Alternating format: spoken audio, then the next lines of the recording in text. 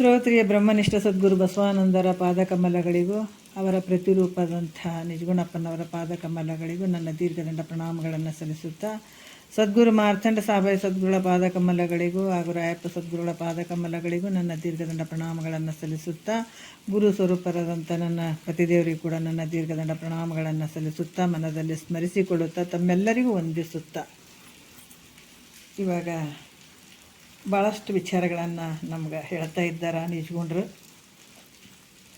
ಶಿವಕಾರುಣ್ಯ ಸ್ಥಳದಲ್ಲಿ ಶಿವನ ಒಂದು ಕೃಪೆಯನ್ನು ಪಡ್ಕೊಳ್ಳುವಂಥದ್ದು ಶಿವಕಾರುಣ್ಯ ಸ್ಥಳ. ಕೈವಲ್ಯ ಪದ್ಧತಿ, ಎಲ್ಲಿ ಕೈವಲ್ಯ ಅಂತಂದ್ರೆ ಮೋಕ್ಷ, ಪದ್ಧತಿ ಅಂದ್ರೆ ದಾರಿ.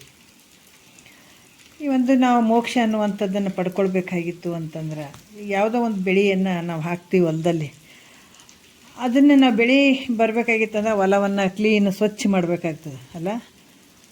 ಅದೇ ರೀತಿ ಕೂಡ ಇಲ್ಲಿ ನಮ್ಮ ಅಂತಃಕರಣವನ್ನು ಶುದ್ಧ ಮಾಡ್ಕೊಳ್ಬೇಕಾಗಿತ್ತು ಅಂದಾಗ ಹಲವಾರು ವಿಚಾರಗಳನ್ನು ಅವರು ಹೇಳ್ತಾರೆ. ಜಗತ್ತಿನೊಳಗೆ ಬೇಕಾದ್ದು ಸಿಗ್ಬೋದು, ಎಲ್ಲವನ್ನು ನಾವು ಭೋಗದ ವಸ್ತುಗಳನ್ನು ಬೇಕಾದಷ್ಟು ಸಿಗ್ಬೋದು. ಆದರೆ ಈ ಮುಕ್ತಿ ಮಾರ್ಗ, ಕರೆಕ್ಟಾಗಿ ಮುಕ್ತಿ ಮಾರ್ಗವನ್ನು ಸಿಗೋದು ಭಾಳ ಕಷ್ಟ. ಇದು ಒಂದು ಸಂಪತ್ತು. ಯಾಕಂದರೆ ಇದು ಸಿಗಬೇಕಾದ್ರೂ ಕೂಡ ಹಿಂದಿನ ಒಂದು ಏನು ಪೂರ್ವಜನ್ಮದ ಒಂದು ಪುಣ್ಯದಿಂದ, ನಿಷ್ಕಾಮ ಪುಣ್ಯದ ಫಲದಿಂದನೇ ನಮಗಿಂಥ ವಿಷಯಗಳನ್ನು ಕೇಳೋಕ್ಕೆ ಸಾಧ್ಯ. ಅದು ಇಲ್ಲಿ ನಿಜಗೊಂಡ್ರು ಭಾಳ ವಿಶೇಷವಾಗಿ ಇದರಲ್ಲಿ 3ನೇ ಪದ ಶುರುವಾಗ್ಯದಿಲ್ಲಿ.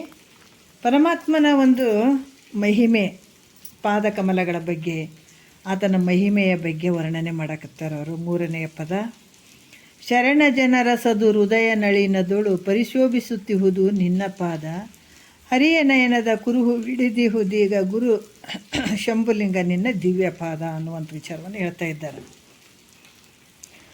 ಯಾಕಂದರೆ ನಿನ್ನ ಪರಮಾತ್ಮನ ಪಾದ ಕಮಲ ಸತ್ಪುರುಷರ ಹೃದಯ ಕಮಲದಲ್ಲೇ ಐತೆ, ಅಲ್ಲೇ ಪ್ರಕಟ ಆಗ್ತದೆ ಅಂತ ಹೇಳ್ತಾರೆ. ಅದಕ್ಕೆ ಈ ರೀತಿಯಾಗಿ ಆತ ಒಂದು ಪರಮಾತ್ಮನ ಸ್ವರೂಪನೇ. ಅಂಥ ಹೃದಯ ಕಮಲದಲ್ಲೇ ಪರಮಾತ್ಮ ಇರ್ತಾನ ಅನ್ನುವಂಥದ್ದನ್ನು ಅವರು ಹೇಳಿ, ಇವತ್ತಿನ ದಿವಸ ಯಾವುದು ಅಂತಂದ್ರೆ, ನಿಮಿಷ,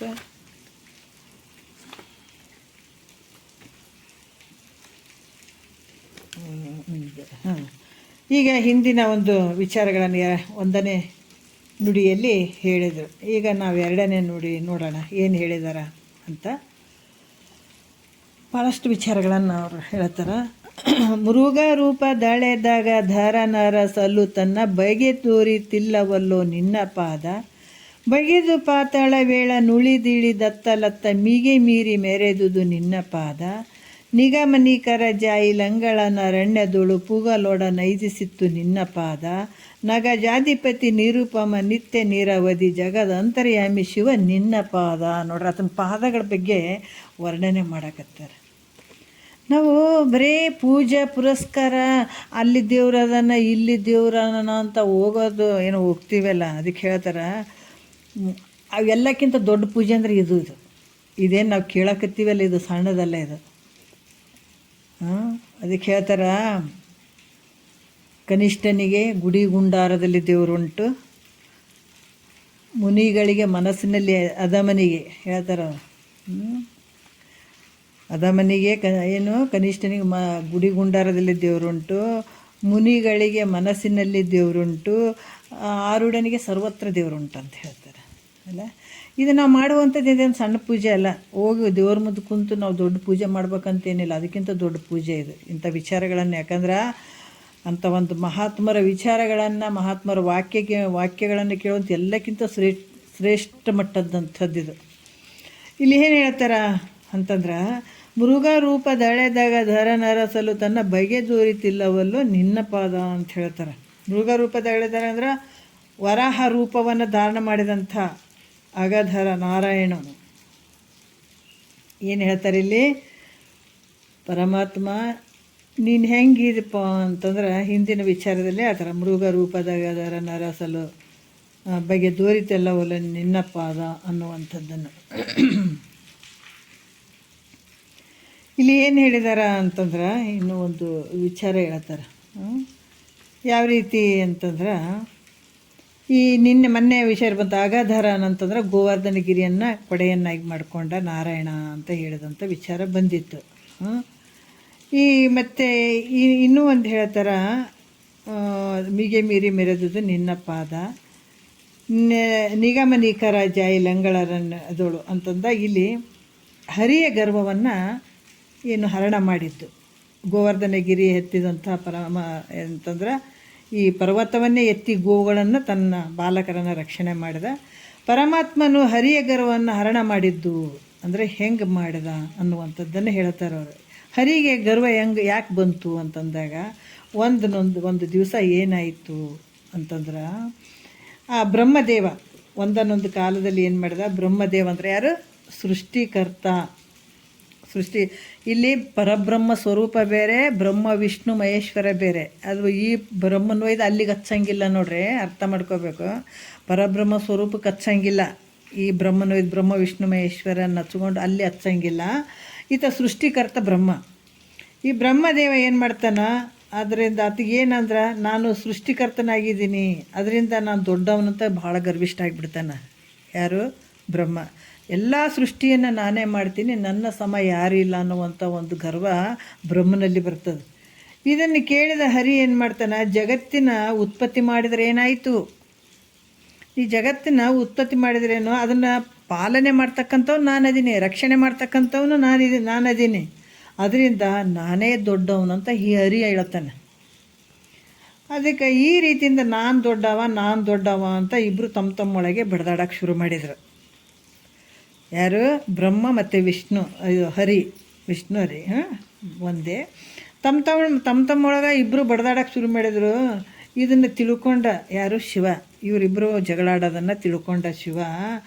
ಈತ ತಿಳಿದು ದಯೆಯಿಂದ ಇವರ ಗರ್ವ ಭಂಗವನ್ನು ಮಾಡಬೇಕು, ಇವ್ರ ಮಧ್ಯದಲ್ಲಿ ಶಿವಲಿಂಗ ರೂಪವನ್ನು ತಂದಿರಿಸಿಬಿಟ್ಟ. ಇವ್ರದ್ದು ನೋಡಬೇಕು ಸ್ವಲ್ಪ ಹೆಂಗಾದ ಇವ್ರ ವಿಚಾರಗಳು ಅಂತ ಹೇಳ್ಬಿಟ್ಟು ಆತೇನು ಮಾಡಿದ, ಮಧ್ಯೆ ಶಿವಲಿಂಗ ರೂಪವನ್ನು ತಂದು ಇರಿಸಿದ ಅವರಿಬ್ಬರ ಮಧ್ಯೆ.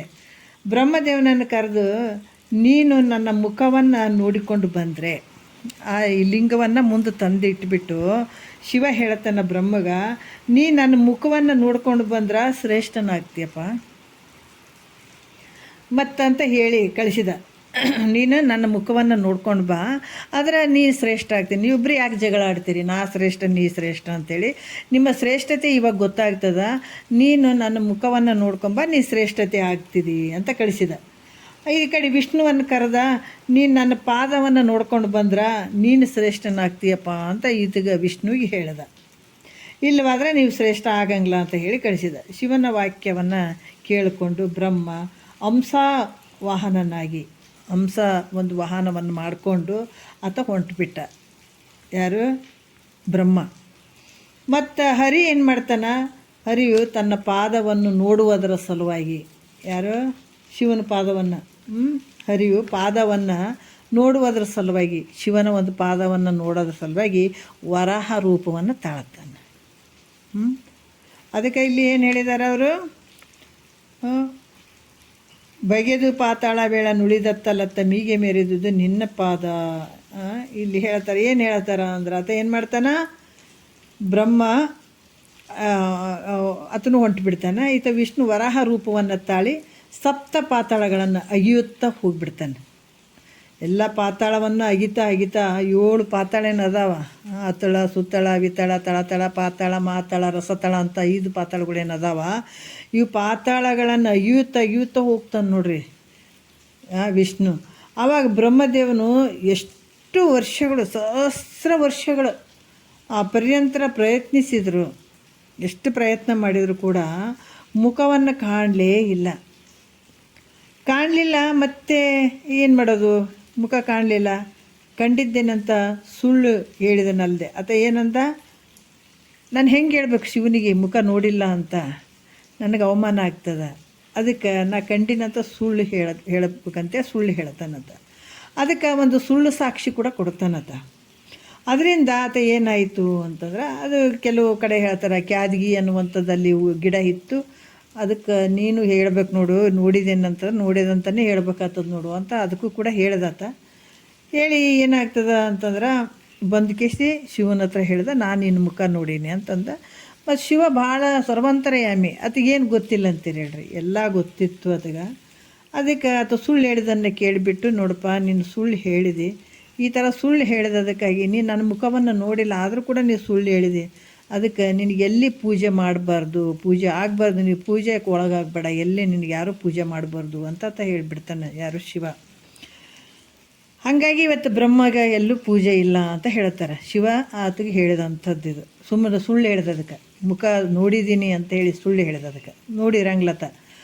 ಇತ್ತ ಕಡೆ ಹರಿವೇನು ಮಾಡ್ತಾನೆ, ಅದನ್ನು ಅಗದು ಬೇಸತ್ತು ಹೋಗ್ಬಿಡ್ತಾನತ್ತ. ಆದ್ರೆ ಶಿವನ ಪಾದನೇ ಸಿಗಂಗಿಲ್ಲ. 7 ಪಾತಗಳನ್ನು ಮೇಲೆ ಬಿಟ್ಟು, ಯಾಕಂತಂದ್ರೆ 7 ಪಾತಾಳ 7 ಲೋಕಗಳನ್ನು ಮೇಲೆ ಬಿಟ್ಟು ಅತ್ತಾಚೆಗೆ ಪ್ರಕಾಶ ರೂಪದಿಂದ ಹಾಗೆ ಕಾಣ್ತಾ ಇತ್ತು. ಅದನ್ನು ಕಂಡು ಹರಿಯು ನೋಡ್ರಿ, ಅದಕ್ಕೂ ಏನು ಸಿಗಲಿಲ್ಲ, ಪಾದನೇ ಸಿಗಲಿಲ್ಲ. ಪಾದವನ್ನು ಕಾಣದೆ ಹಿಂದಿರುಗಿ ಬಂದು, ಪಾದ ಸಿಗಲಿಲ್ಲ, ಮತ್ತು ಹಿಂದಿರುಗಿ ಬಂದು ನಿನ್ನ ಪಾದವನ್ನು ಕಾಣುವುದಾಗಲಿಲ್ಲಪ್ಪ ನನಗೆ ಅಂತ ಹೇಳ್ತಾನಿತ್ತ ವಿಷ್ಣು. ಕರೆಕ್ಟೇ ಹೇಳ್ತಾನೆ, ಇದ್ದಿದ್ದಂಗೆ ಹೇಳ್ತಾನೆ, ನಿನ್ನ ಪಾದ ನೋಡೋಕ್ಕಾಗಲಿಲ್ಲಪ್ಪ ನನಗೆ ಅಂತ ಇದ್ದಿದ್ದಂಗೆ ಸತ್ಯವನ್ನೇ ನುಡಿದ ವಿಷ್ಣು. ಆದ್ದರಿಂದ ಪರಮಾತ್ಮ ಭಾಳ ಖುಷಿಯಾಯಿತು. ನೋಡಪ್ಪ ನೀ ಸುಳ್ಳು ಹೇಳಲಿಲ್ಲ, ಯಾಕೆ ಪರಮಾತ್ಮಗೆ ಏನು ಸುಳ್ಳು ಹೇಳೋಕ್ಕಾಗ್ತದೆ ಹೇಳ್ರಿ, ಅದಕ್ಕೆ ತಿಳಿಲಾರ್ದಂಥದ್ದು ಯಾವುದದು. ಅದಕ್ಕೆ ಆತ ಹೇಳ್ದ, ಭಾಳ ಖುಷಿ ಆಯಿತು, ಇದ್ದಿದ್ದಂಗೆ ಹೇಳಿದೆ, ನೀನು ಜಗತ್ತಿನಲ್ಲಿ ನನ್ನಂತೆ ನೀನು ಪೂಜೆ ಆಗಲಿ ಅಂತ ಹೇಳಿಬಿಟ್ಟ ನೋಡ್ರಿ, ವರ ಕೊಟ್ಟ ಬ್ರಹ್ಮನಿಗೆ. ನಿನಗೆ ಯಾರು ಪೂಜೆ ಮಾಡಬಾರ್ದು, ನೀವು ಸುಳ್ಳು ಹೇಳಿದಂತ ಆತಗೆ ಹೇಳ್ದ. ವಿಷ್ಣುವಿಗೆ ನನ್ನಂಗೆ ನಿನಗೆ ಪೂಜೆ ಆಗಲಿ, ಯಾಕಂದ್ರೆ ನೀನು ಇದ್ದಿದ್ದಂಗೆ ಹೇಳಿದ್ದು, ಸುಳ್ಳು ಹೇಳಿಲ್ಲ, ನಿಜನೇ ಹೇಳಿದೆಪ್ಪ ಅಂಥೇಳಿ ಆತಗೆ ವರವನ್ನು ಕೊಟ್ಟ. ಅದರಿಂದ ಹರಿಯು ಪರಮಾತ್ಮನಂಗೆ ಜಗತ್ತಿನೊಳಗೆ ಎಲ್ಲ ಕಡೆ ಪೂಜೆ ಮಾಡಿಸ್ಕೊಳಕ್ಕೆ ಯೋಗ್ಯ ಆಗಿದೆ, ಪೂಜೆ ಮಾಡಿಸ್ಕೊಳ್ತಾನೆ. ಹರಿಯು ಪರಮಾತ್ಮನ ಪಾದ ಕಾಣದಿರುವುದರಿಂದ ಅವನು ಭಕ್ತಿಯಿಂದ ಕೂಡಿ ಆ ಪರಮಾತ್ಮನ ಅನಂತ ರೀತಿಯಿಂದ ಸ್ತೋತ್ರ ಮಾಡ್ತಾನೆ. ಯಾಕಂದರೆ ನಿನ್ನ ಪಾದ ಸಿಗಲಿಲ್ಲಪ್ಪ ಅಂತ ಅನಂತ ರೀತಿಯಿಂದ ಸ್ತೋತ್ರ ಮಾಡ್ತಾನೆ. ಆಗ ಪರಮಾತ್ಮ ಏನು ಮಾಡ್ತಾನೆ, ವಿರಾಟ ಸ್ವರೂಪವನ್ನು ಬಿಡ್ತಾನೆ. ವಿರಾಟ ಸ್ವರೂಪ ತೊಟ್ಟಿರ್ತಾನೆ. ಯಾವಾಗ ಇವ್ರ ಮುಖ ನೋಡೋಕೆ ಹೋದ್ರು ಅಥವಾ ಪಾದ ನೋಡೋಕ್ಕಾದ, ಆವಾಗ ವಿರಾಟ ಸ್ವರೂಪ ತೊಟ್ಕೊಂಡ್ಬಿಟ್ಟಿರ್ತಾನತ್ತ. ಆವಾಗ ಏನಾಗ್ತದ, ಪರಮಾತ್ಮನ ವಿರಾಟ ಸ್ವರೂಪವನ್ನು ಬಿಟ್ಟು ತನ್ನ ಮೊದಲಿನ ರೂಪವನ್ನು ಧಾರಣೆ ಮಾಡ್ತಾನೆ. ಆಗ ಹರಿಯು ಪರಮಾತ್ಮನ ಪಾದವನ್ನು ಕಾಣ್ತಾನ. ಇಂಥದ್ದಪ್ಪ ನಿನ್ನ ಪಾದ ಐತಪ್ಪ ನಿಂದು ಅಂತ ಹೇಳ್ತಾರೆ ಅವರು. ಇದರ ಲಕ್ಷ್ಯಾರ್ಥ, ಇದು ವಾಚ್ಯಾರ್ಥ ಲೆಕ್ಕದಾಗ ಹೇಳಿದ್ರು ಅವರು. ಮತ್ತು ಇದ್ರ ಲಕ್ಷ್ಯಾರ್ಥದಾಗ ಅಂತಂದ್ರೆ ಏನಪ್ಪ ಅಂದ್ರೆ, ಇಲ್ಲಿ ನಾನು ಅನ್ನುವಂಥ ಅಹಂಕಾರವನ್ನು ಬಿಟ್ಟು ನಾನು ಅನ್ನುವಂಥ ಲಕ್ಷ್ಯಾರ್ಥದೊಳಗಡೆ ಇದೇ ನಾನು ಅಂತ ಏನು ಬಡ್ಕೊಳ್ತಾ ಇದ್ದಾನಲ್ಲ, ಇದು ವಾಚ್ಯಾರ್ಥ ಲೆಕ್ಕದಾಗ ಅಲ್ಲಿ ಬ್ರಹ್ಮ ವಿಷ್ಣು ಮಹೇಶ್ವರ ಅವರು ಏನು ಬ್ರಹ್ಮ ಮತ್ತು ವಿಷ್ಣು ನಾನು ಅಂತ ಬಡ್ದಾಡಕತ್ತೆ, ನಾ ಶ್ರೇಷ್ಠ ನೀ ಶ್ರೇಷ್ಠ ಅಂತ. ಇಲ್ಲಿ ವಾಚ್ಯಾರ್ಥ ಲೆಕ್ಕದಾಗ ಲಕ್ಷ್ಯಾರ್ಥ ಲೆಕ್ಕದಾಗ ಏನಪ್ಪ ಅಂದ್ರೆ, ನಾನು ಅನ್ನುವಂಥ ಅಹಂಕಾರವನ್ನು ಬಿಟ್ಟು ಪರಮಾತ್ಮನನ್ನೇ ಶ್ರದ್ಧಾ ಭಕ್ತಿಯುತರಾಗಿ ಯಾರು ಪ್ರಾರ್ಥನೆ ಮಾಡ್ತಾರೋ ನೋಡ್ರಿ, ನಾನು ಅನ್ನುವಂಥದ್ದು ಮೊದಲು ತೆಗಿಬೇಕು. ನಾನು ಅನ್ನುವಂಥ ಅಹಂಕಾರವನ್ನು ಬಿಟ್ಟು ಅದನ್ನು ಬಿಟ್ಟು ಪರಮಾತ್ಮನನ್ನು ಯಾರು ಶ್ರದ್ಧೆ ಭಕ್ತಿಯಿಂದ ಯಾರು ಪ್ರಾರ್ಥಿಸುತ್ತಾರೋ ಅವರಿಗೆ ಪರಮಾತ್ಮನ ದರ್ಶನ ಆಗ್ತದೆ ಅನ್ನುವಂಥ ಭಾವ. ಈ ರೀತಿಯಾಗಿರುವಂಥ ಅದು ಸತ್ಯನೇ ಆದದು. ನಾವು ಇನ್ನೂ ಒಂದು ಹೇಳ್ತೀವಿ, ಇವು ಯಾವ ಸುಳ್ಳಲ್ಲ. ಇಲ್ಲರಿ ಅವಾಗ ಹಂಗೆ ಪರಮಾತ್ಮಂದು ಹಿಂಗೆ ಆಗ್ತಿತ್ತೇನೋ, ಕೃಪೆ ಆಗ್ತಿತ್ತೇನೋ, ಹಂಗಾಯ್ತು ಅವಾಗ ಇರ್ಬೋದು ಬಿಡ್ರಿ, ಈಗ ಹೆಂಗೆ ಆಗ್ತದ್ರಿ ಅಂತ ಹಂಗಲ್ಲ ಅದು. ಯಾಕಂದ್ರೆ ಅವಾಗೂ ಸೂರ್ಯಚಂದ್ರ ಇದ್ದ, ಈಗಲೂ ಸೂರ್ಯಚಂದ್ರ ಅದರ. ಅವನು ರೋಗ ಇತ್ತು, ಈಗಲೂ ರೋಗ ಅದ. ಜನನ ಮರಣ ಅವಾಗೂ ಇತ್ತು, ಈಗೂ ಅದ. ಬಾಲ್ಯ ಯೌವನ ಮುಪ್ಪು ಅವಾಗೂ ಇತ್ತು, ಈಗೂ ಅದು. ಏನು ಚೇಂಜ್ ಆಗಿಲ್ಲ. ಮನುಷ್ಯನ ಮನಸ್ಸುಗಳ ಚೇಂಜ್ ಆಗ್ಯಾವ ಹೊರತಾಗಿ ಯಾವುದು ಚೇಂಜ್ ಆಗಿಲ್ಲ. ನಿನ್ನ ಮನಸ್ಸು ಪರಿಶುದ್ಧವಾಗಿ ಇಟ್ಕೊಂಡು ನೀನು ಎಷ್ಟು ಭಕ್ತಿ ಮಾಡ್ತಾ ಅಷ್ಟು ಫಲಗಳು ಅದಾವೆ, ಈಗೂ ಅದಾವೆ. ಅವಾಗ ಅಂಥವು ನಡೀತಿದ್ದವ್ರಿ ಚಮತ್ಕಾರಗಳು, ಈಗ ಅಂತಲ್ಲ, ಈಗೂ ನಡೀತಾವೆ. ನಿನ್ನ ಮನಸ್ಸು ಎಷ್ಟು ಶುದ್ಧ ಆಗ್ತಾ ಅಷ್ಟು ನಡೀತಾವೆ. ನಿನ್ನ ಮನಸ್ಸಿನಲ್ಲೇ ಕಲ್ಮಶ ಇಟ್ಕೊಂಡಿದ್ರೆ ಏನೂ ನಡೆಯಂಗಿಲ್ಲ, ಅಲ್ಲಿ ಇನ್ನೂ ವಿರುದ್ಧ ಆಗ್ತಾವೆ ಉಲ್ಟಾ. ಆದರೆ ನಿನ್ನ ಮನಸ್ಸು ಎಷ್ಟು ಪರಿಪಕ್ವತೆಯಿಂದ ಇಟ್ಕೊಳ್ತೀವಿ ಅಷ್ಟು ಇವೆಲ್ಲ ಆಗ್ತಾವೆ. ಅದಕ್ಕೆ ಈ ರೀತಿ ಪರಮಾತ್ಮನ ದರ್ಶನ ಆಯಿತು ಅನ್ನುವಂಥದ್ದು ಹೇಳ್ತಾರೆ ಅವರು. ನಿಗಮ ನಿಖರ ಜಾಯಿ ಲಂಗಳರಣ್ಯದಳು ಪುಗಲೊಡನ ಇದಿಸಿತ್ತು ನಿನ್ನ ಪಾದ. ಇದು ಏನು ಕತ್ತೀರಿ ಅಂತಂದರೆ, ವೇದಗಳ ಸಮೂಹ ಅನ್ನುವಂಥ ನಾಯಿಗಳು ಏನು ಹೇಳ್ತಾರೆ, ನಿಗಮ ಅಂದರೆ ಏನು, ವೇದಗಳು. ವೇದಗಳಲ್ಲಿ ಹೇಳಿದಂಥದ್ದು ವಿಚಾರ ಇದು. ವೇದಗಳು ನಿಖರ ಅಂದರೆ ಸಮೂಹ, ವೇದಗಳ ಒಂದು ಸಮೂಹ. ಜಾಯಿ ಲಂಗಳರಣ್ಯದಳು ಅಂದ್ರೆ ನಾಯಿಗಳು ಅರಣ್ಯದಲ್ಲಿ ಪ್ರವೇಶ ಮಾಡಿದವು. ವೇದಗಳ ಒಂದು ಸಮೂಹ ಅನ್ನುವಂಥ ನಾಯಿಗಳು ಇವು ಅರಣ್ಯದಲ್ಲಿ ಪ್ರವೇಶ ಮಾಡಿದುವ. ಜೊತೆಗೆ ಅವುಗಳನ್ನು ಬರಮಾಡಿಕೊಂಡಿದ್ದು ನಿನ್ನ ಚರಣ ಅಂತ ಹೇಳ್ತಾರೆ. ನಿನ್ನ ಪಾದ ಅವುಗಳನ್ನು ಬರಮಾಡಿಕೊಂಡಿತ್ತಪ್ಪ. ಅಂಥ ಒಂದು ಚರಣ ಅದಾವ ನಿನ್ನ ಪಾದ ಕಮಲಗಳು. ಅಂದ್ರೆ ಇಲ್ಲಿ ವೇದಗಳಿಗೆ ನಾಯಿ ಅಂತ ಹೆಂಗೆ ಅಂದ್ರೆ ನಾಯಿಗಳು ಯಾಕೆ ಅದು ವೇದಗಳು ಇಲ್ಲಿ ನಾಯಿ ಅದಾವ ಅದಕ್ಕೆ ವೇದಗಳ ಸಮೂಹ ಅನ್ನುವಂಥ ನಾಯಿಗಳು ಅಂತ ಹೇಳಿದ್ದಾರೆ ಅವರು. ಅಂದ್ರೆ ವೇದಗಳು ನಾಯಿಗಳೇಕೆ ಆದವು ಹೆಂಗೆ ಆದವು ಅಂದ್ರೆ ಪರಮಾತ್ಮನ ಅವುಗಳ ಸಂಗಡ ಅರಣ್ಯದಲ್ಲಿ ಹೆಂಗೆ ಪ್ರವೇಶ ಮಾಡಿದ, ಯಾಕೆ ಪ್ರವೇಶ ಮಾಡಿದ ಅಂತ ಪ್ರಶ್ನೆ ಬರ್ತದಲ್ಲ.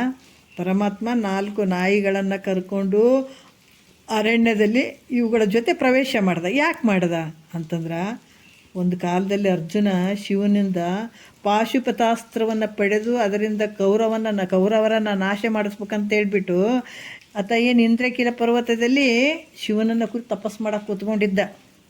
ಹೋಗಿರ್ತಾನೆ ನೋಡ್ರಿ ಮಹಾಭಾರತದಾಗ ಅಲ್ಲಿ ಅವರು ಇದಕ್ಕೆ ಹೋಗಿರ್ತಾರಲ್ಲ ವನವಾಸಕ್ಕೆ, ಅಲ್ಲಿ ಹೋದಾಗ ಅಲ್ಲಿ ಶಿವನನ್ನು ಕುರಿತು ತಪಸ್ಸು ಮಾಡ್ಬೇಕಂತ ಅರ್ಜುನ ಹೋಗ್ತಾನೆ.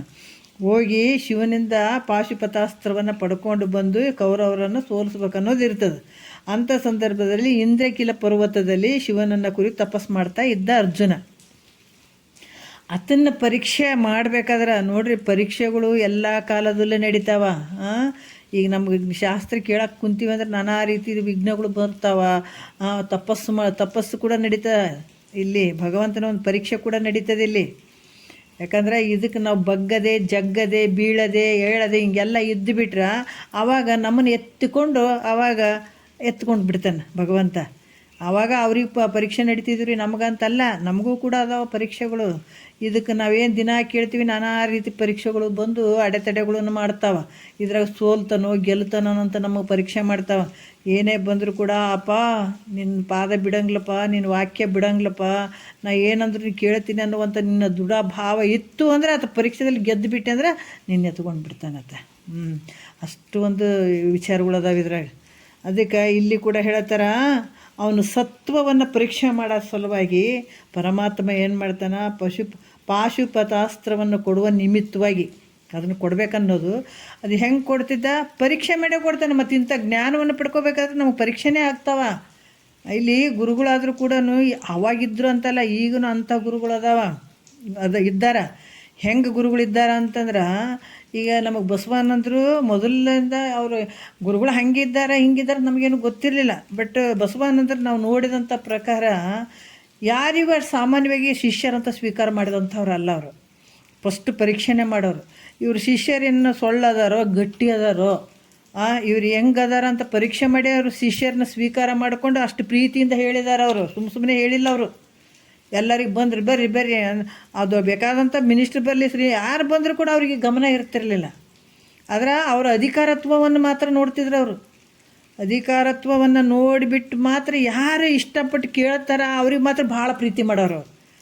ಅಷ್ಟು ಪ್ರೀತಿ ತೋರಿಸೋರು. ಯಾಕಂದ್ರೆ ಇಷ್ಟಪಟ್ಟು ಅವ್ರು ಅಪೇಕ್ಷೆ ಪಟ್ಟು ಕೇಳ್ತಾರಂದ್ರೆ ಭಾಳ ಇಷ್ಟಪಡೋರು.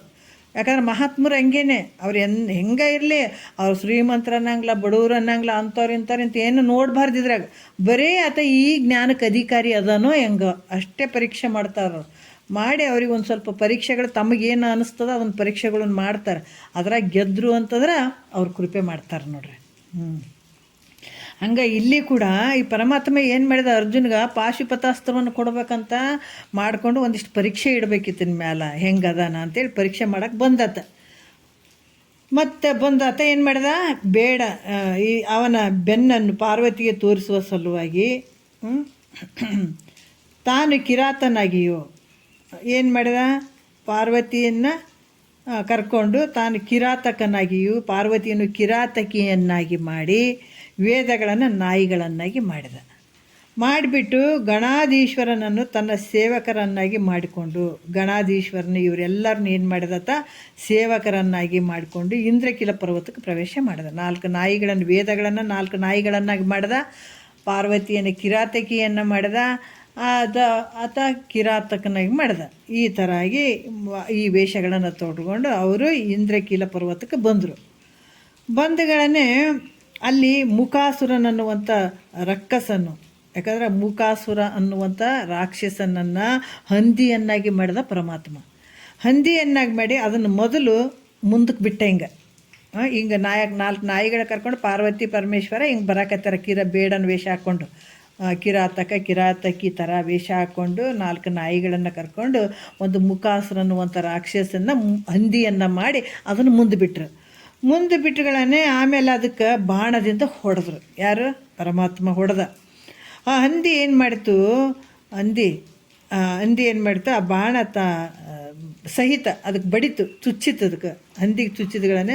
ಅದು ಚುಚ್ಚಿದ ತಕ್ಷಣವೇ ಅದು ಹಂದಿ ಏನು ಮಾಡ್ತು, ಅರ್ಜುನ್ ಹತ್ರ ಹೋಯ್ತು. ಅರ್ಜುನ್ ಸಮೀಪಕ್ಕೆ ಹೋಯ್ತು. ಆಗ ಅರ್ಜುನ್ ಅದನ್ನು ನೋಡಿದ. ಇದು ತಪಸ್ವಿಗಳಿಗೆ ಕೇಡು ಮಾಡೋದಂದು, ಇದು ನಾನು ತಪಸ್ಸು ಮಾಡಕತ್ತೀನಿ, ಈ ತಪಸ್ವಿಗಳಿಗೆ ಕೇಡು ಮಾಡ್ತದಂತ ತಿಳಿದು ತನ್ನ ಬಾಣದಿಂದ ಅದನ್ನು ಮತ್ತೆ ತಾನು ಹೊಡೆದು ಬಿಟ್ಟ. ಅದನ್ನು ಒಂದು ಬಾಣ ತೊಗೊಂಡ್ಕೆ ತಾನು ಹೊಡೆದುಗಳನ್ನೇ. ಆಗ ಹಂದಿ ಏನು ಮಾಡ್ತು, ನೆಲಕ್ಕೆ ಬಿದ್ದು. ನೆಲಕ್ಕೆ ಬಿದ್ದು ಅದು ಒದ್ದಾಡಕತ್ತು, ನೆಲಕ್ಕೆ ಬಿದ್ದುಗಳನ್ನೇ. ಅರ್ಜುನ ತನ್ನ ಬಾಣದಿಂದ ನೆಲಕ್ಕೆ ಬಿದ್ದಿತ್ತು ಅಂತ ಅಂತಾನೆ. ನನ್ನ ಬಾಣದಿಂದ ಈ ಹಂದಿ ನೆಲಕ್ಕೆ ಬಿತ್ತು ಅಂತ ಅರ್ಜುನ ಅಂತಾನೆ. ಈ ಕಿರಾತಕನ ವೇಷ ತೊಟ್ಕೊಂಡ್ಬಂದಿರ್ತಾನಲ್ಲ ಶಿವ, ಈತ ಏನು ಮಾಡಿದ, ನನ್ನ ಬಾಣದಿಂದ ಇದು ಬಿದ್ದದ ಅಂತ ಶಿವ ಹೇಳದ. ಇವರಿಬ್ಬರ ನಡುವೆ ಯುದ್ಧನೇ ಆಗಿಬಿಡ್ತು ನೋಡ್ರಿ. ನನ್ನ ಬಾಣದಿಂದ ಬಿದ್ದದ ಇದು ಹಂದಿ ಅಂತ ಈ ಕಿರಾತಕನ ವೇಷ ತೊಟ್ಕೊಂಡು ಬಂದಂಥ ಶಿವ ಹೇಳಕ್ಕೆ ಶುರು ಮಾಡ್ದ. ನನ್ನ ಬಾಣದಿಂದನೇ ಇದು ನೆಲಕ್ಕೆ ಬಿದ್ದದ ಅಂತೇಳಿ ಅರ್ಜುನ ಹೇಳಕತ್ತದ. ಇವರಿಬ್ಬರಿಗೆ ಯುದ್ಧನೇ ಶುರುವಾಯ್ತಲ್ಲಿ. ಶುದ್ಧ ನಡೆದ. ಆ ಯುದ್ಧದಲ್ಲಿ ಅರ್ಜುನನು ಎಲ್ಲ ಬಾಣಗಳನ್ನು ಏನಂದ್ರೆ, ಅರ್ಜುನನು ಒಡೆದ ಎಲ್ಲ ಬಾಣಗಳನ್ನು ಕಿರಾತಕನು ಕಿತ್ತಿಕೊಂಡು ಬಿಡ್ತಾನೆ. ಆ ಯುದ್ಧದಲ್ಲಿ ಅರ್ಜುನನು ಒಡೆದ ಬಾಣಗಳ ಎಷ್ಟದಾವ ಅಷ್ಟನ್ನು ಆ ಕಿರಾತಕನ ವೇಷದಲ್ಲಿ ತೊಟ್ಕೊಂಡು ಬಂದಂಥ ಶಿವ ಎಲ್ಲ ಕಿತ್ಕೊಂಡು ಬಿಡ್ತಾನೆ. ಆಗ ಅರ್ಜುನನು ಗಾಬರಿ ಆಗಿಬಿಡ್ತಾನೆ. ಹಬ್ಬ ಎಲ್ಲ ಇವನ್ನ ಬಾಣಗಳನ್ನು ಕಿತ್ಕೊಂಡು ಬಿಟ್ಟಾನಲ್ಲ ಅಂತ ಗಾಬರಿ ಆಗಿಬಿಡ್ತು. ನನ್ನ ಬಾಣಗಳು ಇಲ್ಲಿವರೆಗೆ ಯಾರು ಕಿತ್ತಿಕೊಂಡಿಲ್ಲ. ಬಾಣಗಳು ಒಡೆದಂಥ ಬಾಣಗಳು ಹಂಗೆ ಬಿದ್ದಾವ ಅವರಿಗೆ. ಆದರೆ ನನ್ನ ಬಾಣಗಳು ಯಾರು ಇವತ್ತಿನ ತನಕ ಕಿತ್ಕೊಂಡಿರಲಿಲ್ಲ. ಆದರೆ ಇವತ್ತಿನ ಹಿಂಗೆ ದಿವಸ ಇದ್ಯಾಕೆ ಹಿಂಗಾಯಿತು, ಈ ಬಾಣಗಳು ಕಿತ್ಕೊಳಕತ್ತಾನಲ್ಲ ಇದ್ಯಾಕೆ ಹಿಂಗಾಗಕತ್ತದ ಅಂತ ವಿಚಾರ ಬಂತತಗ. ನನ್ನ ಬಾಣಗಳು ಯಾರು ಕಿತ್ಕೊಂಡಿರಲಿಲ್ಲ, ನಟ್ಟಂಥ ಬಾಣಗಳು ಯಾರು ಕಿತ್ಕೊಂಡಿರಲಿಲ್ಲ. ಆದರೆ ಈತ ಕಿತ್ಕೊಳಕತ್ತೇನಂದ್ರೆ ಏನಾಯಿತು ಅಂತ ವಿಚಾರ ಮಾಡಕತ್ತಿದ್ದ ಅರ್ಜುನ. ಇವತ್ತಿನ ದಿವಸ ಶಿವನ ಪೂಜೆ ಮಾಡಿಲ್ಲ ನಾನು. ಇವತ್ತಿನ ದಿವಸ ಶಿವನ ಪೂಜೆ ಮಾಡದಿರುವುದರ ಫಲವೇ ಇದೆ ಅಂತ ತಿಳ್ಕೊಂಡು ಒಳೀತತೆ. ಇವತ್ತಿನ ದಿವಸ ನಾನು ಶಿವನ ಪೂಜೆ ಮಾಡಲಾರ್ದಕ್ಕಾಗೆ ಈ ರೀತಿ ಆಯಿತು ನನಗೆ ಅಂತ ಅವನಿಗೆ ಒಳೀತು. ಆಗ ಭಾಳ ಪಶ್ಚಾತ್ತಾಪಪಟ್ಟು ಶಿವಲಿಂಗವನ್ನು ಪೂಜಿಸಿ, ನೋಡ್ರಿ ಭಾಳ ಪಶ್ಚಾತ್ತಾಪ ಆಯಿತು, ಇವತ್ತು ಶಿವನ ಪೂಜೆ ಬಿಟ್ಬಿಟ್ಟೆ ಅಂಥೇಳಿ ಆವಾಗ ಶಿವಲಿಂಗವನ್ನು ಮತ್ತೆ ಪುನಃ ಪೂಜೆ ಮಾಡಿ ಯುದ್ಧಕ್ಕೆ ನಿಂತು ನೋಡ್ರಿ. ಅವಾಗ ನಿಂತ ಶಿವಲಿಂಗದ ಮೇಲೆ ಏರಿಸಿದಂಥ ಪುಷ್ಪಗಳು ಏನು ಪೂಜೆ ಮಾಡೋಕ್ಕೆ ಶುರು ಮಾಡಿದನಲ್ಲ ಶಿವಲಿಂಗನ ಮೇಲೆ ಏರಿಸಿದಂಥ ಪುಷ್ಪಗಳು, ಹೂಗಳೆಲ್ಲ ಆ ಕಿರಾತನ ತಲೆಯ ಮೇಲೆ ಕಂಡುವಂತ ನೋಡ್ರಿ. ಆ ಲಿಂಗದ ಮೇಲೆ ಏನು ಹಾಕಿ ಪೂಜೆ ಮಾಡ್ತಿದ್ನಲ್ಲ ಅರ್ಜುನ, ಆ ಲಿಂಗದ ಮೇಲೆ ಹಾಕಿದಂಥ ಹೂಗಳು ಎಲ್ಲ ಆ ಕಿರಾತನ ವೇಷ ತೊಟ್ಕೊಂಡು ಬಂದಿರ್ತಾನಲ್ಲ ಶಿವನ ಮೇಲೆ ಬಿದ್ದಿರುವಂಥವೆಲ್ಲ ತಲೆ ಮೇಲೆ ಇದ್ದುವಂಥ ಹೂವು. ಅದಕ್ಕೆ ಆಗ ಅರ್ಜುನನಿಗೆ ಇವನೇ ನಿಜವಾದ ಶಿವನಿರ್ತಾನಂತ ಭಾಳಷ್ಟು ಆಶ್ಚರ್ಯ, ಖುಷಿ, ಸಂತೋಷ ಎಲ್ಲ ಆಗಿ ಸಾಷ್ಟಾಂಗ ನಮಸ್ಕಾರಗಳನ್ನು ಮಾಡಿಬಿಟ್ಟ.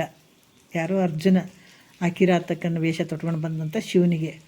ಆವಾಗ ಏನು ಮಾಡ್ದ, ಪ್ರಣಾಮವನ್ನು ಮಾಡ್ದ. ಈ ಬಿಲ್ಲಿನಿಂದ ಒಡಿಸಿಕೊಂಡು ಶಿವನು ಉಲ್ಟಾ ಬಿಲ್ಲಿನಿಂದ ಓಡಿಸ್ಕೊಂಡಿದ್ದ ಶಿವ ಅರ್ಜುನ ಕಡೆಯಿಂದ ಓಡಿಸ್ಕೊಂಡು ಶಿವನ ಮೆಚ್ಚಿದ ನೋಡ್ರಿ ಅವನಿಗೆ. ಯಾಕಂದ್ರೆ ಪರಿಶುದ್ಧವಾದಂಥ ಭಕ್ತಿಗೆ ಶಿವ ಅಂತ ಗೊತ್ತಿರಲಿಲ್ಲ. ಆದರೆ ಶಿವನ ಪೂಜೆ ಮಾಡೇ ಮತ್ತೆ ಯುದ್ಧಕ್ಕೆ ನಿಂತಿದ್ದಾತ. ಅದಕ್ಕೆ ಆತನ ಒಂದು ಭಕ್ತಿಗೆ ಮೆಚ್ಚಿ ಶಿವನಿಗೆ ಪಾಶುಪತಾಸ್ತ್ರವನ್ನು ಕೊಟ್ಟ. ಯಾರು? ಶಿವ. ಅದಕ್ಕೆ ಈ ರೀತಿ ಕೊಟ್ಟ. ಇಂಥದ್ದು ನಿನ್ನ ಪಾದ ಐತಪ್ಪ ಶಿವನೇ ಅಂತ ವರ್ಣನೆ ಮಾಡ್ತಾರೆ. ಹೇ ಪರಮಾತ್ಮ, ಮತ್ತು ನಿನ್ನ ಪಾದ ಎಂಥದ್ದು ಅಂದರೆ ಪಾರ್ವತಿಗೆ ಪತಿಯಾಗಿಯು. ನಿನ್ನ ಪಾದ ಹೆಂಗೈತೆ ಅಂದ್ರೆ ಪಾರ್ವತಿಗೆ ಪತಿಯಾಗಿದ್ದೀನಿ ನೀನು. ಮತ್ತು ಯಾವುದೇ ಒಂದು ಉಪಮಾನ ರಹಿತನಾಗಿರುವಂಥದ್ದು, ಹಿಂಗೆ ಅಂತ ಉಪಮಾನ ಕೊಡೋಕ್ಕೆ ಬರದೇ ಇರುವಂಥದ್ದು. ಮತ್ತು ಹೆಂಗದ ಶಾಶ್ವತವಾಗಿರುವಂಥದ್ದು, ಸೀಮಾರಹಿತನಾಗಿರುವಂಥದ್ದಪ್ಪ ನಿಂದು. ಯಾವುದು ಇಷ್ಟೇ ಅಳತೆಗೆ ಬರುವಂಥದ್ದಲ್ಲ, ಅಷ್ಟಿಷ್ಟಂತ ಹೇಳಕ್ಕೆ ಬರೋಂಗಿಲ್ಲ, ಪರಿಪೂರ್ಣವಾಗಿರುವಂಥದ್ದು. ಸಕಲ ಜಗತ್ತಿನ ಜನರ ಅಂತಃಕರಣದಲ್ಲಿ ಇರುವಂಥದ್ದಾಗಿರ್ತದಪ್ಪ ನಿನ್ನ ಪಾದ ಅಂತ ವರ್ಣನೆ ಮಾಡ್ತಾರೆ ಅವರು. ಇಲ್ಲಿವರೆಗೂ ಏನು ಹೇಳಿದ್ರೆ ಇದು ವಾಚ್ಯಾರ್ಥ ಲೆಕ್ಕದಾಗ ಆಯ್ತು ಅಲ್ಲ. ಈಗ ಲಕ್ಷ್ಯಾರ್ಥ ನಮ್ಮ ಒಳಗಡೆನ ತೊಗೊಳ್ಬೇಕದು. ಅದೇ ಹೇಳಿಲ್ಲ, ನಿನ್ನೆ ಒಂದು ವಿಷಯ ಬಂತು, ಮಹಾಭಾರತ ಅವೆಲ್ಲ ವಾಚ್ಯಾರ್ಥ ಲೆಕ್ಕದಾಗ ಅದಾವ. ಆದರೆ ಅದು ಇರುವಂಥದ್ದು ಲಕ್ಷ್ಯಾರ್ಥ ಲೆಕ್ಕದಾಗ ನೋಡಿದ್ರೆ ನಮ್ಮೊಳಗೆ ನೋಡ್ಕೋಬೇಕು ಅವೆಲ್ಲ. ಮಹಾತ್ಮರು ಭಾಳಷ್ಟು ವಾಚ್ಯಾರ್ಥ ಲೆಕ್ಕದಾಗ ಹೇಳಿರ್ತಾರೆ, ಅದ್ರ ಹಿಂದ್ಗಡೆ ಲಕ್ಷ್ಯಾರ್ಥಗಳು ಇರ್ತಾವೆ, ಅದನ್ನು ನಾವು ತಿಳ್ಕೊಳ್ಬೇಕಾಗ್ತದೆ.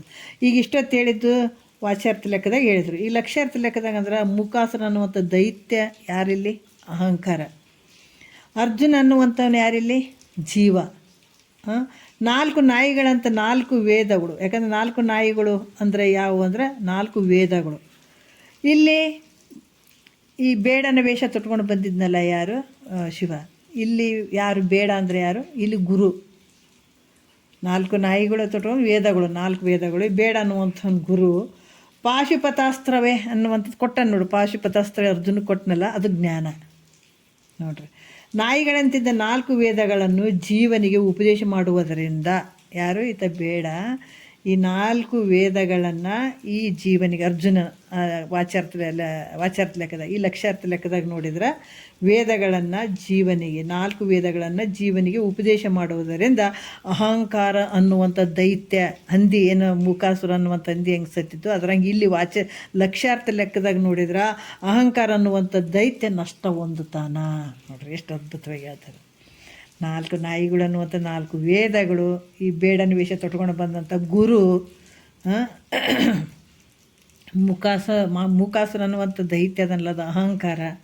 ಈ ಅಹಂಕಾರವನ್ನು ಅದನ್ನು ಬಗ್ಗು ಬಡಿಬೇಕು. ಅಹಂಕಾರ ಅನ್ನುವಂಥ ದೈತ್ಯನನ್ನು ನಷ್ಟ ಮಾಡ್ಬೇಕಂದ್ರೆ ಈ ಗುರು ಬೇಕಾಯಿತು, ವೇದಗಳು ಬೇಕಾದವು ನೋಡ್ರಿ ಅಹಂಕಾರ ಅನ್ನೋವನ್ನು ತೆಗೆದು ಹಾಕಕ್ಕೆ.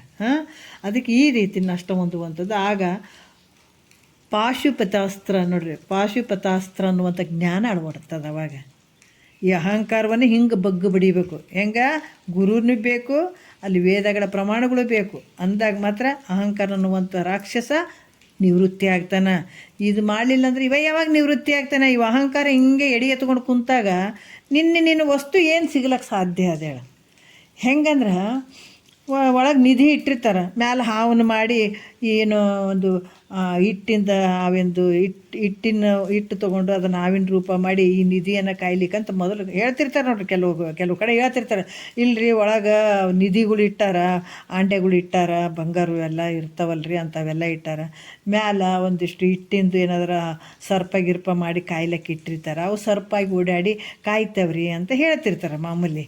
ಅದಕ್ಕೆ ಅಂಥ ನಿಧಿಯನ್ನು ತೊಗೊಳಬೇಕಾದ್ರೆ ಸರ್ಪ ಏನಾಗ್ತದೆ, ಬುಸ್ಗರಿತಿರ್ತದೆ, ಹೆದರಿಕೆ ಆಗ್ತದೆ. ಯಾರಿಗಾದ್ರೆ ಅದು ನಿಧಿ ತೊಗೊಳಕ್ಕಾಗ್ತದನ್ನು, ಯಾಕಂದ್ರೆ ಅದು ಬುಸ್ ಅಂತಿರ್ತದಲ್ಲ, ಸರ್ಪ ಅಂಜ್ತಾರೆ. ಹಾಗಾಗಿ ನಮ್ಮಲ್ಲಿರುವಂಥದ್ದು ಅಹಂಕಾರ ಅನ್ನುವಂಥದ್ದು ಎಡೆ ಎತ್ಕೊಂಡು ಕುಂತದ. ನಮ್ಮ ನಿಧಿಯನ್ನು ನಮಗೆ ತೊಗೊಳಕ್ಕೆ ಬಿಡ್ತಾ ಇಲ್ಲ ಅದು. ನಾವು ವಿಚಾರ ಮಾಡಿದ್ರೆ ನೋಡ್ರಿ ನಮ್ಮ ಅಹಂಕಾರ ಹೆಂಗದ ಅಂತಂದ್ರೆ, ಈ ಅಹಂಕಾರ ನಮ್ಮ ಒಳಗಡೆ ಇರುವಂಥ ಆನಂದ ಅನ್ನುವಂಥದ್ದು ಆ ನಿಧಿಯನ್ನು ಅದು ಕಸ್ಕೊಂಡು ಬಿಟ್ಟದದು. ಅಂದ್ರೆ ಅದ್ರ ಮೇಲೆ ಬುಸ್ಗರಾಗತ್ತದ. ನಾವು ಅದನ್ನು ನಷ್ಟ ಮಾಡಬೇಕು. ಈ ಅಹಂಕಾರ ಅನ್ನುವಂಥ ಹಾವನ್ನು ನಾವು ಕೊಲ್ಲಬೇಕು ಅಂದ್ರೆ ಸದ್ಗುರು ಬೇಕಾಗ್ತದೆ, ವೇದಗಳ ಪ್ರಮಾಣ ಬೇಕಾಗ್ತದೆ, ಸ್ಮೃತಿ ಪ್ರಮಾಣಗಳು ಬೇಕಾಗ್ತದೆ. ಅಂದಾಗ ಮಾತ್ರ ಈ ಅಹಂಕಾರ ಅನ್ನುವಂಥ ಸರ್ಪ ಅಲ್ಲಿಂದ ಹೋಗ್ತದೆ. ಹೋದಾಗ ಅದು ನಷ್ಟ ಆಗ್ತದೆ. ಆ ನಷ್ಟ ಆದಾಗ ನಾವು ಅಂಥ ನಿಧಿಯನ್ನು ತೊಗೊಳಕ್ಕೆ ಸಾಧ್ಯ ಆಗ್ತದೆ. ಅದೇ ರೀತಿ ಕೂಡ ಪಾಶುಪತಾಸ್ತ್ರ ಅನ್ನುವಂಥ ಜ್ಞಾನ ಪ್ರಾಪ್ತ ಆಗ್ತದೆ ಅತಗೆ. ಇದರಿಂದ ಜೀವನ ಏನಾಗ್ತಾನೆ, ಮುಕ್ತನಾಗ್ತಾನ. ಈ ರೀತಿಯಾಗಿ ಇದು ಲಕ್ಷ್ಯಾರ್ಥ ಲೆಕ್ಕದಾಗ ಅಂತ ಹೇಳ್ತಾರೆ ಅವರು. ಅರ್ಥ ಆಯ್ತಲ್ಲ? ಮತ್ತು ಇನ್ನು ಹೇಳ್ತಾರೆ. ಈಗ ನಾವು 3ನೇ ನುಡಿ ನೋಡೋಣ. ಅಂದ್ರೆ ಇಲ್ಲಿವರೆಗೂ ಹೇಳಿದ, ಯಾಕಂದರೆ ಇಲ್ಲಿ ಮನ್ಮಥನನ್ನು ಸುಟ್ಟು ತುಳಿದಾಡಿದಂಥ ಪೃಥ್ವಿ ಎಂಬ ರಥವನ್ನು ಕೆಲವು ವಿಚಾರಗಳನ್ನು ಹೇಳ್ತಾರೆ. ಬೆಂದ ನುಲಿ ಅಂದವಾಗಿ ಮುಂದಿರೆ ಕಂದರ್ಪನನ್ನು ಬಂದು ತುಳಿದಾಡಿತಲ್ಲೋ ನಿನ್ನ ಪಾದ, ಕುಂದದಿಳೆ ಎಂಬರಥ ಒಂದು ನಾಗ ಲೋಕದೊಡ ನೊಂದುವಂತೆ ಮೆಟ್ಟಿದುದು ನಿನ್ನ ಪಾದ, ಚಂದದಿಂದೆ ಕಾಳಿದಾಸ ಮೊದಲಾದ ಕವಿ ವೃಂದವೈದೆ ಬಣ್ಣಿಪುದು ನಿನ್ನ ಪಾದ, ಇಂದು ಕುಂದ ಹಿಮಹಾರ ಪುಂಡರಿಕ ಪಾಂಡುರಂಗ ಮಂದರ ಮಂದಿರ ವಾಸ ನಿನ್ನ ಪಾದ. ಎಷ್ಟು ಅದ್ಭುತವಾಗಿ ಹೇಳ್ತಾರೆ ನೋಡ್ರಿ. ಬೆಂದ ನುಲಿ ಎಂದವಾಗಿಂದ್ರೆ ಸುಟ್ಟ ದಾರದ ಹಾಗೆ, ಮುಂದಿರೆ ಅಂದರೆ ಮುಂದೆ ಇರುತ್ತಿರುವ ಅಂತ ವಿಚಾರವನ್ನು ಹೇಳ್ತಾರೆ. ಅಂದರೆ ಬೆಂದ ನುಲಿ ಎಂದವಾಗಿ ಮುಂದಿರೆ ಕಂದರ್ಪನನ್ನು ಬಂದು ತುಳಿದಾಡಿತಲ್ಲೋ ನಿನ್ನ ಪಾದ ಅಂದ್ರೆ ಏನ್ರಿ ಸುಟ್ಟ ನೂಲಿನ ಹಾಗೆ ನಿಂದಿರುವ ಯಾವುದು ಮನ್ಮಥನನ್ನು ನಿನ್ನ ಪಾದ ಕಮಲಗಳು ತುಳಿದು ಬಿಡುವಂಥವಾದು ಮನ್ಮಥಗೆ. ಬೆಂದ ನುಲಿ ಅಂದವಾಗಿ ಮುಂದಿರೆ ಕಂದರ್ಪನನ್ನು ಬಂದು ತುಳಿದಾಡಿತಲ್ಲೋ ನಿನ್ನ ಪಾದ ಅಂತಂದ್ರೆ, ಈಗ ಸುಟ್ಟು ನೂಲಿನ ಹಾಗೆ, ಈಗ ಸುಟ್ಟು ನೂಲು ಹೆಂಗಿರ್ತದೆ ಹಂಗೆ ಈ ರೀತಿ ನಿಂದಿರುವ ಮನ್ಮಥನನ್ನು ನಿನ್ನ ಚರಣ ಹೆಂಗದ ತುಳಿದಾಡಿಬಿಡ್ತು ಅನ್ನುವಂಥದ್ದು. ಅಂದರೆ ಈ ಮನ್ಮಥನನ್ನು ಯಾಕೆ ಸುಟ್ಟು ತುಳಿದಾಡಿದ? ಪರಮಾತ್ಮ ಈ ಮನ್ಮಥನನ್ನು ಸುಟ್ಟು ಕೆಸಿ ಅದ್ರ ಮೇಲೆ ಯಾಕೆ ತುಳಿದಾಡಿದ ಅಂದರೆ ಹೇಳ್ತಾರೆ ಅವರು, ಮೊದಲ ದಾಕ್ಷಾಯಿಣಿ ಅಂದರೆ ಪಾರ್ವತಿ ನೋಡ್ರಿ. ಆಕೆ ತಮ್ಮ ತಂದೆಯಾದ ದಕ್ಷ ಬ್ರಹ್ಮನು ಯಜ್ಞ ಮಾಡೋ ಕಾಲದಲ್ಲಿ ಯಜ್ಞ ಮಾಡಬೇಕಾದಾಗ ದಕ್ಷ ಬ್ರಹ್ಮ ಯಜ್ಞ ಮಾಡಬೇಕಾದಾಗ ದಾಕ್ಷಾಯಿಣಿ ಯಜ್ಞಕುಂಡದಲ್ಲಿ ಹಾರಿ ಪ್ರಾಣ ಬಿಟ್ಟಿದ್ದಳು. ಗೊತ್ತಿರ್ತದೆ ನಿಮ್ಗೆ. ಪ್ರಾಣ ಬಿಟ್ಟಿರ್ತಾಳೆ. ಪ್ರಾಣ ತ್ಯಾಗ ಮಾಡುವ ಕಾಲದಲ್ಲಿ ಆಕೆ ಏನು ಜನ್ಮಾಂತರದಲ್ಲಿ ನನಗೆ ಕೈಲಾಸ ಪತಿಯಾಗಿದ್ದಂಥ ಪ್ರಭು ಶಂಕರನೇ ನನಗೆ ಪತಿಯಾಗಬೇಕಂತ ಸಂಕಲ್ಪ ಮಾಡಿದಳು. ಆಕೆಯನ್ನು ಸುಮ್ಮನೆ ಆರಿರಲಿಲ್ಲ. ಆಕೆ ಬೆಂಕಿಯಲ್ಲಿ ಆರಬೇಕಾದ್ರೆ ನೋಡ್ರಿ, ಬೆಂಕಿಯಲ್ಲಿ ಆರಬೇಕಾದ್ರೆ ಆಕೆ ಸುಮ್ಮನೆ ಆರಿದಳೇನೋ ಅಂತಂದ್ರೆ ಅಲ್ಲ, ಜನ್ಮಾಂತರದಲ್ಲಿ ನನಗೆ ಕೈಲಾಸ ಪತಿಯಾದ ಇಂಥ ಶಂಕರನೇ ನನಗೆ ಗಂಡ ಆಗಿರಲಿ, ನನಗೆ ಪತಿಯಾಗಿರಲಿ ಅಂತ ಸಂಕಲ್ಪ ಮಾಡಿ ಆಕೆ ಪ್ರಾಣವನ್ನು ಬಿಟ್ಟಿದ್ದಳು. ಅದಕ್ಕೆ ಯಾವಾಗ ಆ ದಾಕ್ಷಾಯಿಣಿ ಪ್ರಾಣ ತ್ಯಾಗ ಮಾಡಿದಳು ಆವಾಗ ಶಂಕರ ಹೆಂಗಿದ್ದ, ನಿರ್ವಿಕಲ್ಪ ಸಮಾಧಿಯಲ್ಲಿ ಕುಳಿತಿದ್ದಾತ. ಏನು ಈ ಕಡೆ ಹೊರಗಿಂದ ಏನು ಬಾಹ್ಯದ ಒಂದು ಪ್ರಜ್ಞೆ ಇರಲಿಲ್ಲ, ನಿರ್ವಿಕಲ್ಪ ಸಮಾಧಿಯಲ್ಲಿ ಕೂತ್ಬಿಟ್ಟಿದ್ದ. ಈ ಕಡೆ ದಾಕ್ಷಾಯಿಣಿ ಪರ್ವತರಾಜನ ಮಗಳೇ ಅದು ನಿರ್ವಿಕಲ್ಪ ಸಮಾಧಿಯಲ್ಲೇ ಕೂತ್ಕೊಂಡ್ಬಿಟ್ಟನತ್ತ, ಹೊರಗೆ ಬಂದಿಲ್ಲತ್ತ. ಆದರೆ ಈ ಕಡೆ ಏನು ಮಾಡಿದಳು, ಈಕೆ ಸತ್ತ ಮೇಲೆ ಮತ್ತೆ ತಿರ್ಗಾ ಪರ್ವತರಾಜನ ಮಗಳಾಗಿ ಹುಟ್ಟಿದಳು ನೋಡ್ರಿ. ಮುಂದೆ ಸಣ್ಣ ವಯಸ್ಸಿನಲ್ಲಿ ಆಕೆ ಮೊದಲ ಪೂರ್ವ ಸಂಸ್ಕಾರಕ್ಕನುಸಾರವಾಗಿ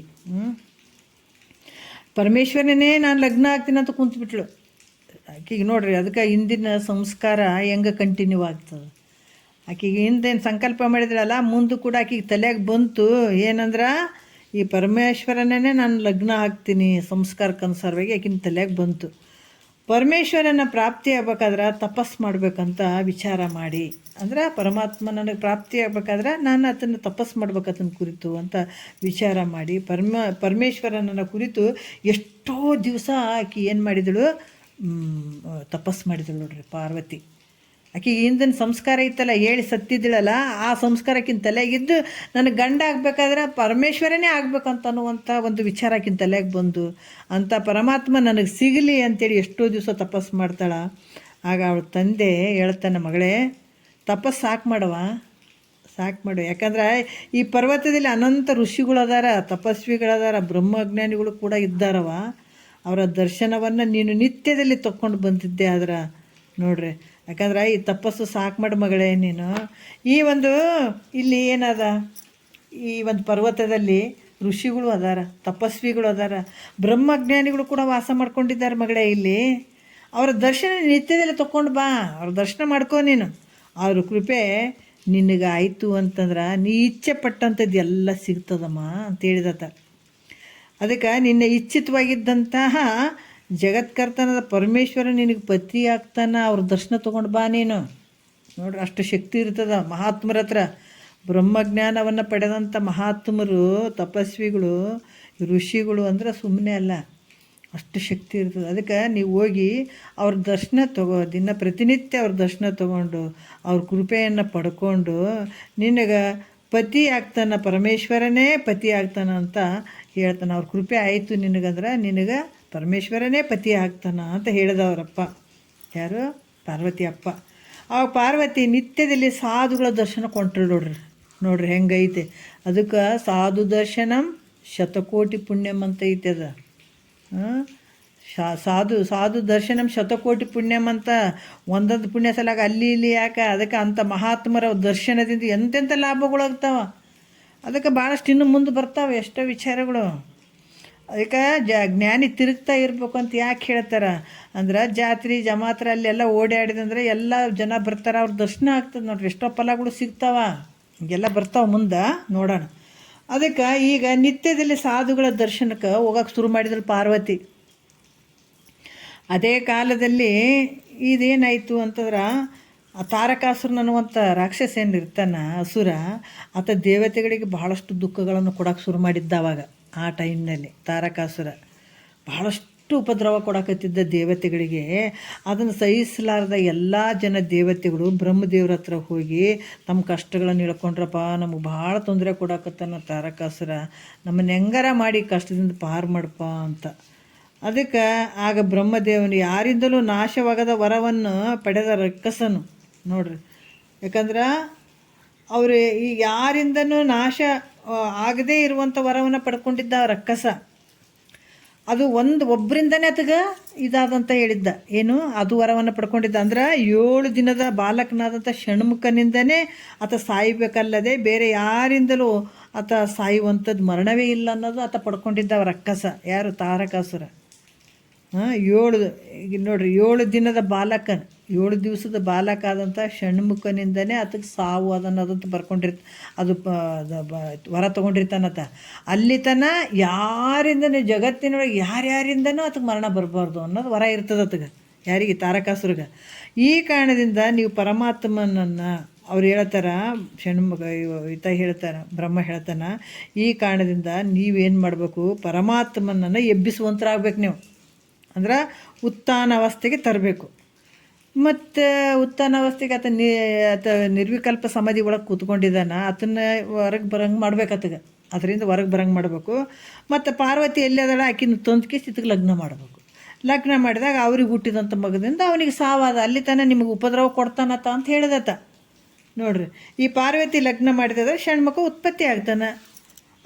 ಅದಕ್ಕೆ ಅವನಿಂದ ಅವನಿಗೆ ಮರಣ ಆದಂತ ಹೇಳ್ತಾನತ್ತ. ಈ ಪಾರ್ವತಿ ಒಂದು ಕಡೆ ಅದಾಳ, ಆಕೆ ಎಲ್ಲ ಪರ್ವತರಾಜನ ಮಗಳಾಗಿ ಹುಟ್ಟಾಳ. ಈತ ನೋಡಿದ್ರೆ ನಿರ್ವಿಕಲ್ಪ ಸಮಾಧಿ ಒಳಗದ. ಇವರಿಬ್ಬರನ್ನ ಹೆಂಗೆ ಕುಂದಿರ್ಸ್ಬೇಕು?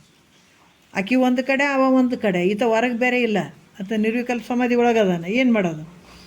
ಈ ರೀತಿ ಆಯಿತು. ಅವನಿಂದ ಇವನಿಗೆ ಮರಣ ಆಗ್ತಂತ ಹೇಳ್ದ. ಆಗ ಯೋಗ ನಿದ್ರೆಯಲ್ಲಿರುವಂಥ ಪರಮಾತ್ಮನನ್ನು ಹೊರಗೆ ತರಬೇಕಂದ್ರೆ ಹೆಂಗೆ ಮಾಡಬೇಕು? ಭಾಳ ಕಷ್ಟ ಆಯ್ತಲ್ಲ. ಆತ ಪೂರ್ತಿ ನಿರ್ಗುಣ ನಿರ್ವಿಕಲ್ಪ ಸಮಾಧಿ ಒಳಗೆ ಹೋಗ್ಬಿಟ್ಟಾನ. ಆತನ ಹೆಂಗೆ ಹೊರಗೆ ತರಬೇಕು?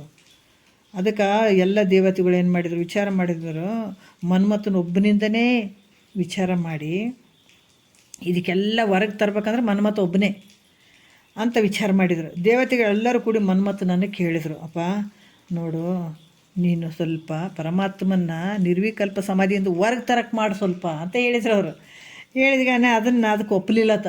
ಏನು ಅಲ್ಲಪ್ಪ, ಆತ ನನ್ನನ್ನು ಕೊಂದು ಬಿಡ್ತಾನ, ಅಗ್ನಿ ನೇತ್ರ ಬಿಟ್ಟನಂದ್ರೆ ನಾನು ಸತ್ತೇ ಹೋಗ್ಬಿಡ್ತೀನಿ, ನನ್ನ ಕೈಲಾಗಂಗಿಲ್ಲ. ಪಾಪ ಆತ ಒಪ್ಪಿಕೊಳ್ಳಿಲ್ಲ, ಮನ್ಮಥ ಒಪ್ಕೊಳ್ಳಿಲ್ಲ.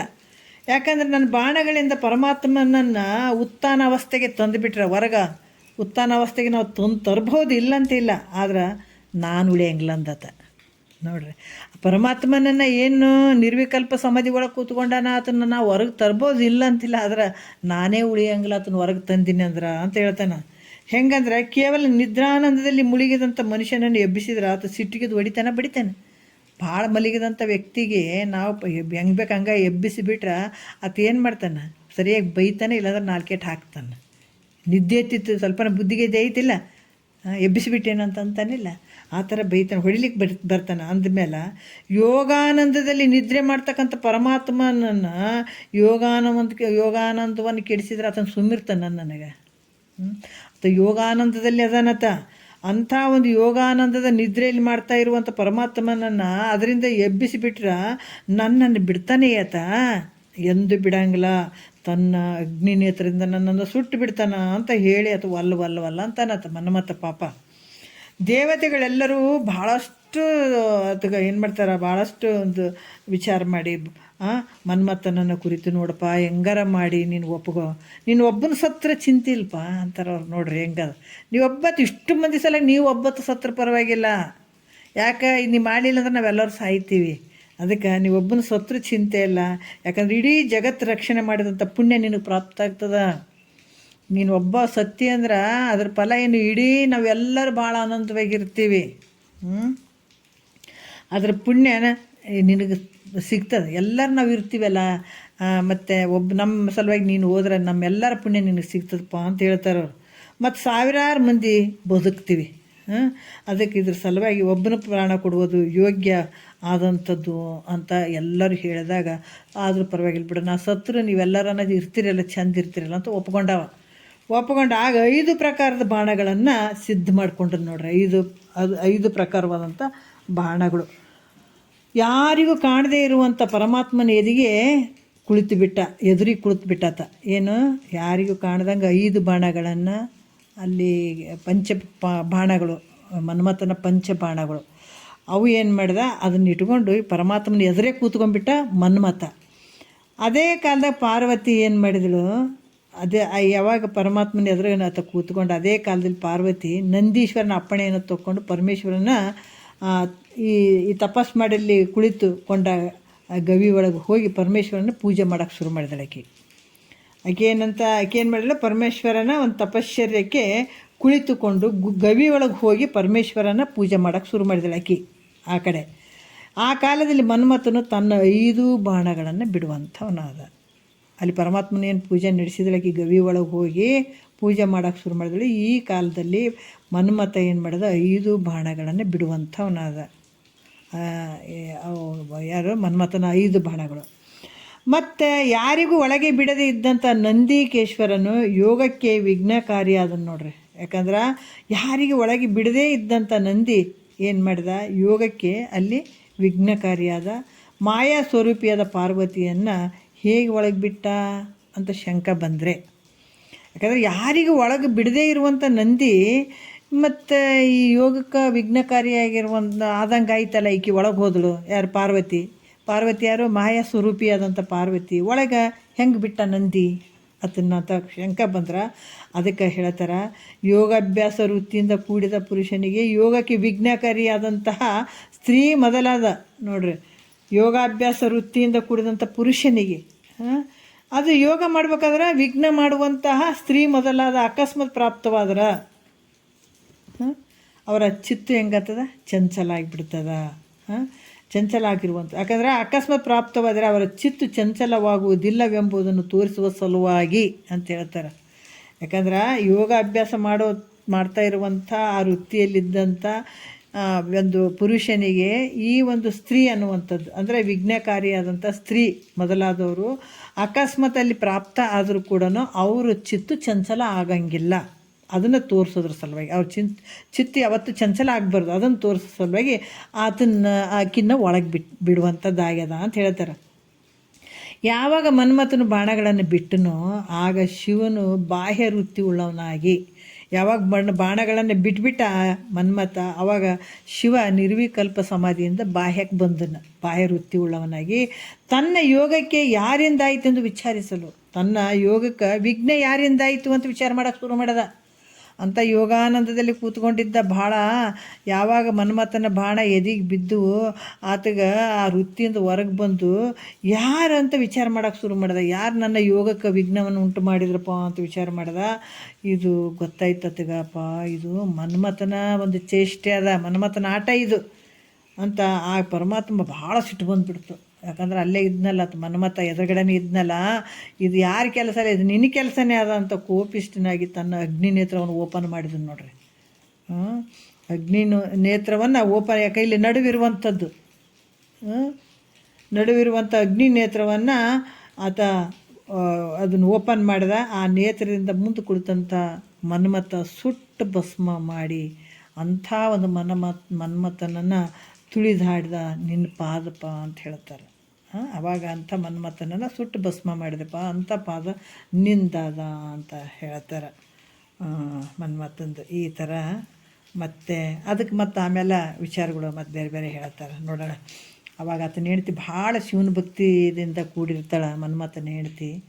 ಆವಾಗ ಶಿವನಿಗೆ ಬೇಡ್ಕೊತಾಳೆ, ನನ್ನ ಗಂಡನ್ನ ಹೀಗೆಲ್ಲ ಮಾಡಿದಿಲ್ಲಪ್ಪ ಅಂತ. ಅದು ಮುಂದೆ ಬರ್ತಾವೆ ಕಥೆಗಳು. ಮಾಡಿದೆ ಅಂತಂದಾಗ ಆವಾಗ ಇಲ್ಲ, ನಿನ್ನ ಗಂಡ ಶರೀರ ರೂಪದಿಂದ ಇರಲಿಲ್ಲ ಅಂದರೂ ಕೂಡ ಎಲ್ಲರ ಮನಸ್ಸಿನಲ್ಲಿ ಕಾಣದೇ ಇರುವಂಗೆ ಇರ್ತಾನ ಅಂತ ಆತ ವರ ಕೊಡ್ತಾನೆ. ಅವೆಲ್ಲ ಮುಂದೆ ಬರ್ತಾವೆ. ಈ ರೀತಿಯಾಗಿ ಹೇಳುವಂಥದ್ದು. ಅಂಥ ಒಂದು ಮನ್ಮಥನನ್ನು ಸುಟ್ಟು ತುಳಿದಾಡ್ದಂಥದ್ದು ನಿನ್ನ ಪಾದಪ್ಪ ಅಂತ ಹೇಳಿ, ಕುಂದದಿಳೆ ಎಂಬ ರಥವೊಂದು ನಾಗಲೋಕದೊಡನೆ ಹೊಂದುವಂತೆ ಮೆಟ್ಟಿದುದು ನಿನ್ನ ಪಾದ. ಇದು ನಾಳೆಯಿಂದ ನೋಡೋಣ. ಭಾಳ ಅದ್ಭುತವಾದಂಥ ವಿಚಾರಗಳನ್ನು ಹೇಳ್ತಾ ಇದ್ದಾರೆ. ಇಂಥವನ್ನು ಕೇಳುವಂಥ ಒಂದು ಸಮಯ ಕೂಡಿ ಬಂದದಲ್ಲ, ನಾವೆಲ್ಲರೂ ಧನ್ಯರಂತ ಅಂದ್ಕೊಳ್ಳೋಣ. ಮತ್ತು ಅವ್ರು ಏನೇನು ಹೇಳ್ತಾರೆ ನಾವು ಕೇಳ್ಕೊತ ಹೋಗೋಣ. ಅವ್ರ ಜೊತೆ ನಾವು ಒಂದೆರಡು ಮತ್ತು ಗುರುಗಳ ಪಾದಕ್ಕೆ ಅರ್ಪಿಸಿ ಹರவோம்.